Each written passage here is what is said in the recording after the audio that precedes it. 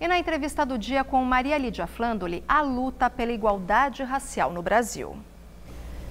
Para uma reflexão sobre os avanços na luta pela igualdade racial, nós recebemos os advogados Maria Silvia Aparecida de Oliveira, presidente do Instituto Gueledés, e Júlio César Silva Santos, bancário e ativista do Movimento Negro. Obrigada, gente, por no dia de hoje estarem aqui.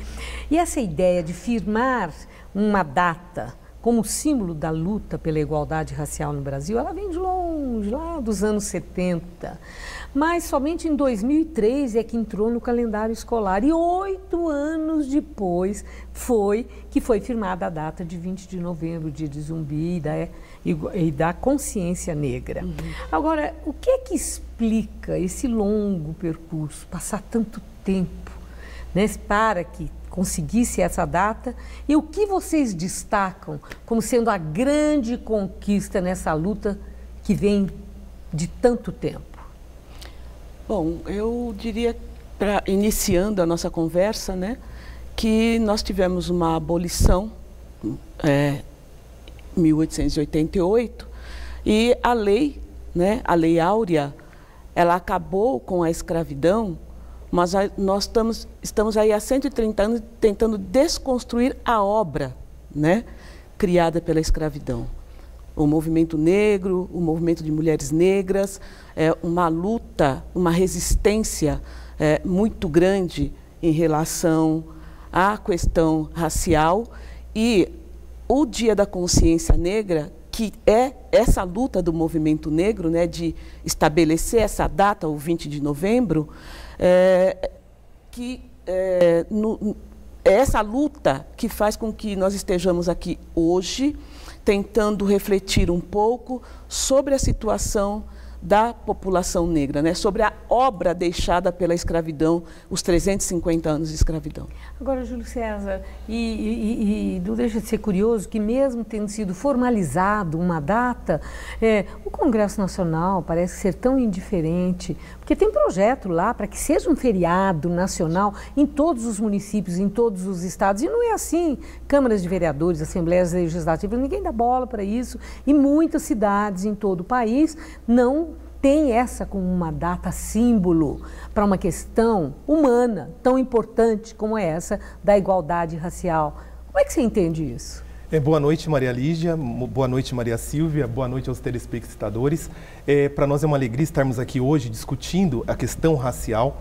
Isso é facilmente explicado. Nós vivemos numa sociedade com um conflito racial muito bem colocado, e no qual, infelizmente, nós não temos uma leitura da questão do negro, né?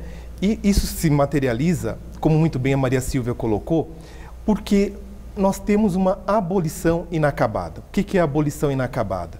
Em 1888 foi abolida a escravatura, mas no dia seguinte os negros ficaram completamente à deriva.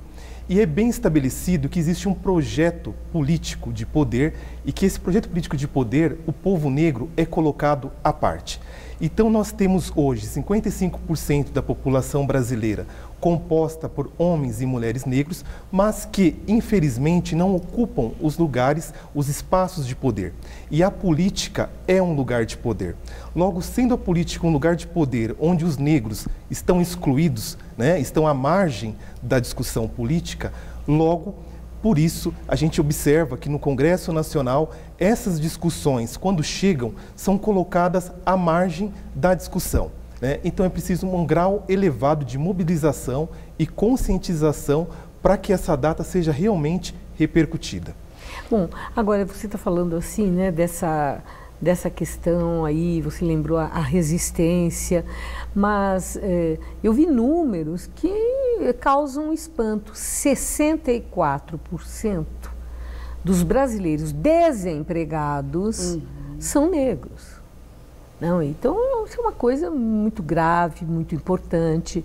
E o questionamento sobre essa realidade, isso é pela indiferença de empresários, de recrutadores de emprego, em reconhecer capacitação, ou reflete também a falta de qualificação na população negra, que é a maioria da população brasileira, para conseguir espaço em postos de trabalho, mesmo em época difícil de crise como a que vivemos. 64% dos desempregados são negros.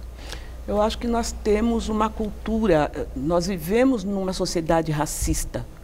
Nós não podemos mais falar hoje que os negros não têm qualificação para os postos de trabalho. Eu estava até conversando com o Dr. Júlio lá fora, e ele, por exemplo, é um doutorando em teoria econômica do Estado, ele é orientando do Silvio, né, do Dr. Silvio Almeida, e assim como ele, temos muitos outros negros, né, na área de mestrado, de doutorado, se qualificando, mas mesmo com a qualificação, esses negros e negras têm muita dificuldade de inserção no mercado de trabalho. Agora, são os empresários, aqueles que são os donos das empresas, ou é aquele que faz o recrutamento, que faz a seleção, que tem na cabeça um pré-julgamento de que por ser negro não é qualificado? Como é que é isso? Maria Lídia, nós observamos um problema estrutural na relação de emprego no nosso país. E por que esse problema ele é estrutural? E a gente percebe isso na dinâmica da nossa sociedade. É como se tivéssemos lugares de ocupação para o povo negro e lugares específicos de ocupação para o povo branco, população branca. Isso a gente percebe, e quando você muito bem coloca, será que o problema está nos entrevistadores, nos profissionais de RH? Na seleção. Na seleção. Muitas vezes o problema já começa antes dos profissionais de RH, nos próprios donos de empresa. Por exemplo, eu sou bancário e o meu segmento vivencia um drama. Por quê? Hoje, a população negra dentro dos bancos em geral é de 3,4%. Para uma sociedade que nós temos 55% de uma população negra. Em todas as escalas de atuação, em todas as funções dentro do banco, desde as mais simples aos cargos mais elevados? O que acontece hoje no segmento bancário? Existem posições que são colocadas que o negro pode trabalhar. Então, qual é a posição que o negro pode trabalhar? É no back-office. Então, quando você coloca... onde? Back-office, a parte de trás, aonde o bancário negro não aparece.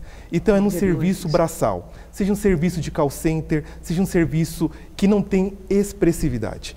E dentro disso, também esse trabalhador começa a ter dificuldade na mobilidade social. Por exemplo, os bancos passaram por um segmento muito forte de fusões nos últimos períodos. E eu estudei todos os bancos que passaram por segmento de fusão. E nesse momento, em média, os bancos demitem 15% mais os bancários negros do que os bancários brancos. Então, não é que tem uma orientação do banco, mas muitas vezes o próprio gestor, no momento que ele tem que escolher quem vai trabalhar na sua equipe, é algo subjetivo de desligar o trabalhador branco, negro, quando tem uma sobreposição de função. E o que pode reverter isso aí? Quer dizer, é a cabeça da pessoa, é aquilo que culturalmente ela traz já cristalizado, né, sedimentado dentro dela própria, depois de tantos anos de luta pela igualdade racial. Não só aqui no Brasil, mas que repercutem de países desenvolvidos. Eu acredito, Maria Lígia, nós vivenciamos uma construção social. E essa construção social também é uma construção racial, em que existe o lugar do negro e o lugar do branco. E nós temos que entender também um conceito, que é o conceito de branquitude, que esse conceito de branquitude fala muito fortemente na cultura de privilégios. Então nós vivenciamos hoje no nosso país uma cultura muito forte de privilégios, em que determinado segmento que mantém o privilégio não quer abrir mão. Então é preciso, no meu olhar, algo que nasce a partir da educação. Nós tivemos em 2003, foi sancionada pelo ex-presidente Lula, a Lei 10.639, que é o ensino da história da África. Só que, infelizmente, a lei veio, mas ela não foi implantada em inúmeras escolas. E por que isso? Quando você traz consciência para um povo, você abre consciências. Então a gente percebe que é uma luta em glória, dia após dia. Agora, Maria Silvia, eu quero ouvir você. O IBGE mostra que mais de 55% dos brasileiros são de origem negra, são negros ou de origem negra.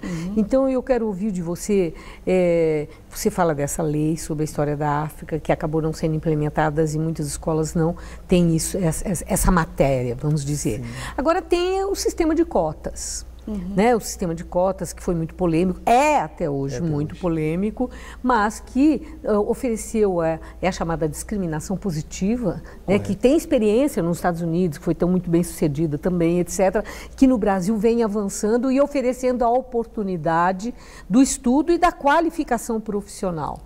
Eu quero ouvir de você o quanto o sistema de cotas verdadeiramente contribui para a remoção das barreiras para o que você chamou das chances de mobilidade social, de oportunidades no mercado de trabalho.